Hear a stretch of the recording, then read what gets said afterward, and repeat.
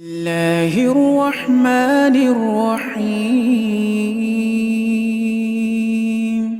والضحى والليل إذا سجى ما ودعك ربك وما قلى وللآخرة خير لك من الأولى ولسوف يعطيك ربك فترضى ألم يجدك يتيما فآوى ووجدك ضالا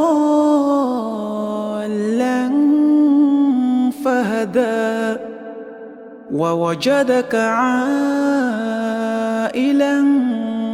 فأغنى فأما اليتيم فلا تقهر وأما السائل فلا تنهر وأما بنعمة ربك فحدث. അദ്ധ്യായം 93. അൽ-ളുഹ മക്കയിൽ അവതരിച്ചത്. ഒന്നാം സൂക്തത്തിൽ പൂർവാഹ്നവേളയുടെ പേരിൽ സത്യം ചെയ്തിട്ടുള്ളതാണ് ഈ പേരിന് നിദാനം. പൂർവാഹ്നം തന്നെയാണ് സത്യം, രാത്രി തന്നെയാണ് സത്യം.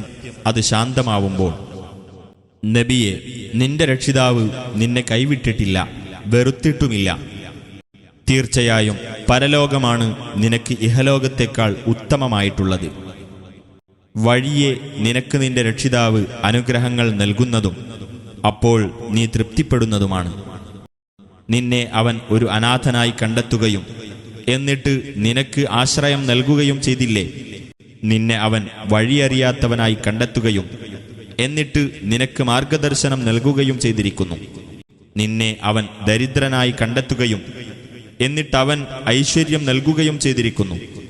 എന്നിരിക്കെ അനാഥയെ നീ അടിച്ചമർത്തരുത്. ചോദിച്ചു വരുന്നവനെ നീ വിരട്ടി വിടുകയും ചെയ്യരുത്.